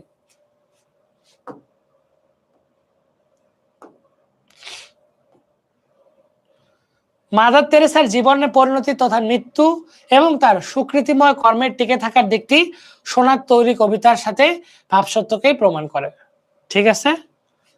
এটা দেখে নেবা। তো আমাদের গ ঘ হয়ে গেল,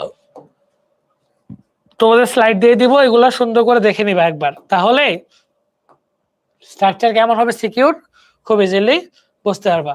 চলো অপরিচিতাও শেষ করে ফেলি, খুব বেশি সময় লাগবে না, আর সর্বোচ্চ 20-25 মিনিট আশা করা যায়। অনুপমের বাবা কি করে জীবিকা নির্বাহ করে? ওকিলাতি। অনুপমের বাবা গরিব ছিল, ওকিলাতি করে অনেক টাকা উপার্জন করছে, পরে মারা গেছে। বাংলা সাহিত্যের প্রথম সার্থক ছোট গল্পের রচয়িতা কে? অবশ্যই রবীন্দ্রনাথ ঠাকুর। শেষের কবিতা কি? এই যে শেষের কবিতা কি, অনেকে ভাবে যে এটা কি কবিতা, না, শেষের কবিতা কি বলতো? শেষের কবিতা হচ্ছে উপন্যাস। শেষের কবিতা কি? উপন্যাস। অনুপমের মামা কেমন ঘরের মেয়ে? অনুপমের মা কেমন ঘরের মেয়ে? গরিব ঘরের মেয়ে, কিন্তু এখন তারা ধনী, উনি নিজেও সেটা ভুলেন না, ওনার ছেলেকেও ভুলতে চান না। কাকে দেখলে অন্নপূর্ণার, এটা অন্নপূর্ণা হবে, এখানে একটু ভুল করছে, যাই হোক। কাকে দেখলে অন্নপূর্ণার কোলে গজাননের ছোট ভাই বলে মনে হয়? অনুপমকে। হরিশ কোথায় কাজ করে? কানপুরে।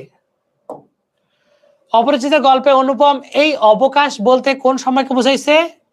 এই অবকাশ বলতে এম এ পাশে পড়ে যায়, এম এ পাস করছে, হ্যাঁ, ও তো বাপ বড়লোক, অনেক টাকা পয়সা, চাকরি খোঁজারও দরকার নাই, কোনো কাজও নাই, ও তো ঘরোয়া ছেলে, খালি খায় দেয় ঘুমায় এরকম। তো এম এ পাশের পরে খালি পড়ালেখা করছে, অবকাশটাকে বোঝানো হয়েছে। হরিশ কোন বিষয়ে অদ্বিতীয় ছিল? আসর জমাইতে অদ্বিতীয় ছিল।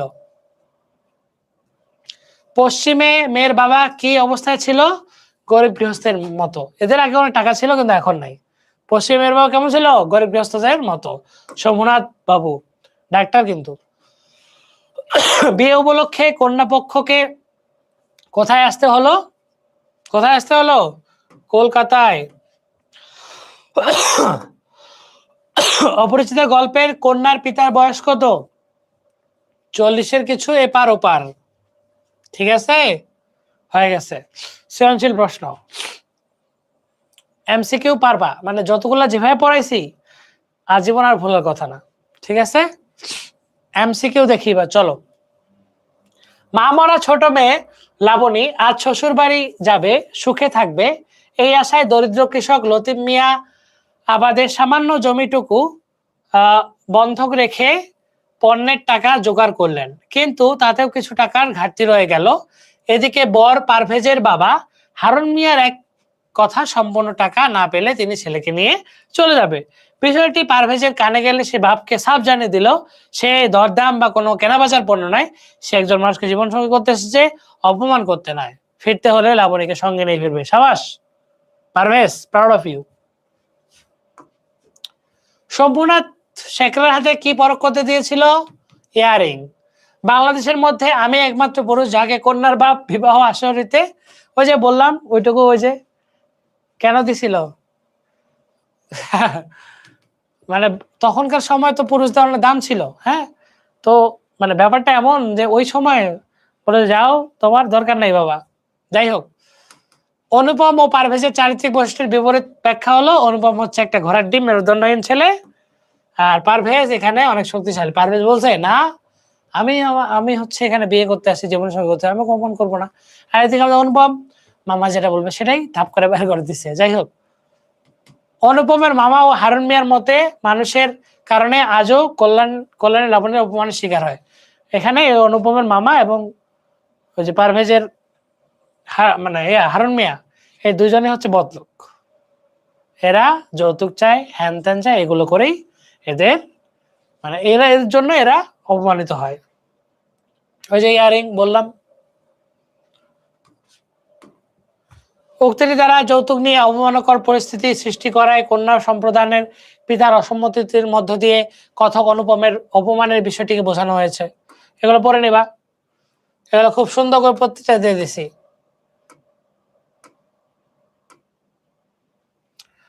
আরো কিছু প্রশ্ন তোমাদের দেখাই, সৃজনশীল প্রশ্ন। জুয়েল আহমেদ বড় চাকরি করেন, মধ্যবিত্ত বাবার একমাত্র মেয়ে ফাতেমার সাথে তার বিয়ের দিন ধার্য করা হলো। পাত্রপক্ষ 50,000 টাকা 2 ভরি স্বর্ণালঙ্কার যৌতুক হিসেবে চাইলো। এমন পাত্র হাতছাড়া করা ঠিক হবে না ভেবে অসহায় পিতা রাজি হলেন। মাত্র 50,000 টাকা চাইছে। যাক, অনুপমের হাত জোর করার পর কার হৃদয় গলেছে? শম্ভুনাথ বাবুর হৃদয় গলছে। ওই যে হাত জোর করছিল যে আপনার মেয়েকে আমাকে বিয়ে দেন। যাই হোক, অপরিচিত গল্পে কল্যাণী আর বিয়ে করবে না কেন? মাতৃ আজ্ঞার জন্য। এটা একটু ব্যাখ্যা করে নিবা। উদ্দীপকটি অপরিচিত গল্পের বিষয়বস্তুর সাথে সাদৃশ্যপূর্ণ ব্যাখ্যা করো। ওই যে টাকা ধার চাইছে মানে যৌতুক চাইছিল, ওইটা আর কি সাদৃশ্যপূর্ণ। অপরিচিত গল্পে পুরোপুরি ভাব উদ্দীপকে ফুটে উঠেছে, একমত নাকি? না, ফুটে ওঠেনি। এখানে পুরোটা ফুটে ওঠেনি। কারণ কেন? এখানে তো মানে এখানে দেখো, উদ্দীপকে যতটুকু আছে এতটুকুতে আসলে সেই গল্পের পুরোটা ফুটে ওঠেনি। তুমি এটা বিশ্লেষণ করে দিবা। আর একটা প্রশ্ন, দেখিলাম এই 17 বছরের মেয়েটির উপরে যৌবনের সমস্ত আলো আসিয়া পড়িয়াছে, কিন্তু এখনো শৈশবের কোল হইতে সে জাগিয়া ওঠে নাই। কন্যাকে আশীর্বাদ করার জন্য কাকে পাঠানো হয়েছিল? কাকে? বিনু দাদাকে। মনে আছে? আশীর্বাদ করিবার জন্য পিস্তু দাদা বিনু দাদাকে পাঠানো হইল। এই যে আমরা এখানে পেয়ে গেছি। ঠিক আছে, তোমাদেরকে এটা ক্লিয়ার করে দিলাম। অনেকগুলো পেজ, এবং কি সবচেয়ে বড় কথা, আমরা একদম শেষের দিকে। আমার গলাটা শুকায় গেছে, তখন থেকেই বকবক করতেছি। বাট আশা করি যে তোমরা ক্লাসগুলো দেখবা, এতে করে আসলে এই কষ্টটা সার্থক হবে।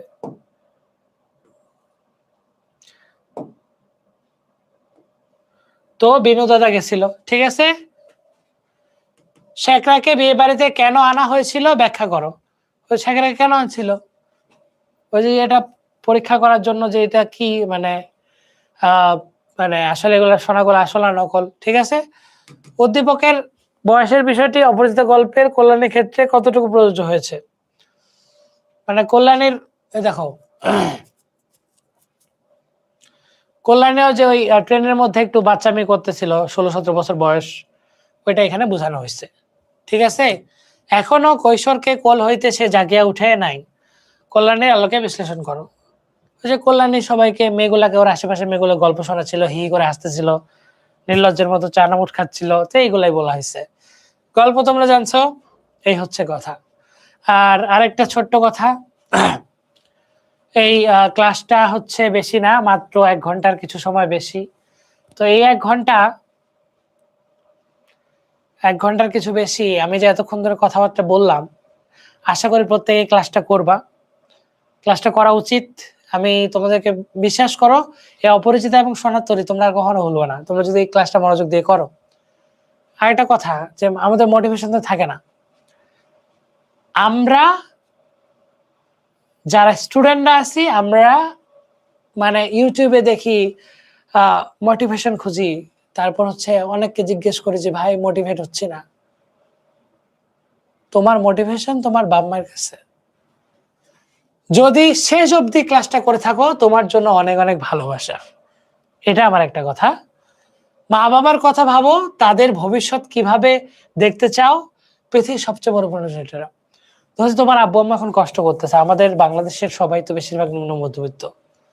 তোমার আব্বু আম্মা এখন কষ্ট করতেছে, যখন তারা বুড়া হয়ে যাবে বা তুমি বড় হবা, তখনও কি তারা কষ্ট করবে? তুমি কি তাদের উভয় দেখতে চাও? আশা করে চাও না। তো তোমার মা বাবা ভবিষ্যৎ তুমি যেন ভালো দেখতে চাও, এখন থেকে সেভাবে কাজ করো। এই যে আমি এখন ভিডিও শুট করছি, মানে ক্লাসটা শুট করছি 2:48 বাজে, হ্যাঁ। তো আমি চাইলে এখন ঘুমাইতে পারতাম, কিন্তু আমাকেও কাজ করতে হবে। তোমাদের যদি ভালো কিছু ক্লাস দিতে পারি, তোমরা যদি আমার বিশ্বাস রাখতে পারো, এটা আমার জন্য অনেক বড় পাওয়া। তো এই হচ্ছে ব্যাপার। হ্যাঁ, তো জীবনে ভালো কিছু হবে। আজকে প্রথম ক্লাস গেল। প্রথম ক্লাসে আমরা অপরিচিতা এবং সোনার তরী, একটা কবিতা, একটা গল্প ক্লিয়ার করলাম রবীন্দ্রনাথ ঠাকুরের। আশা করছি সমস্যা হবে না। তবে আমি রিকোয়েস্ট করব, তোমরা যদি যে কেউ একজনও যদি হও এই ক্লাসটা শেষ অবধি করছো, প্লিজ কমেন্টে জানাবা যে ভাইয়া আপনার ক্লাসটা করছি, কেমন লাগলো, অবশ্যই রিভিউ দেবা। তো আজকে এই অবধি, আমারও গলাটা শুয়ে গেছে। সবাইকে অনেক অনেক ধন্যবাদ। আসসালামু আলাইকুম।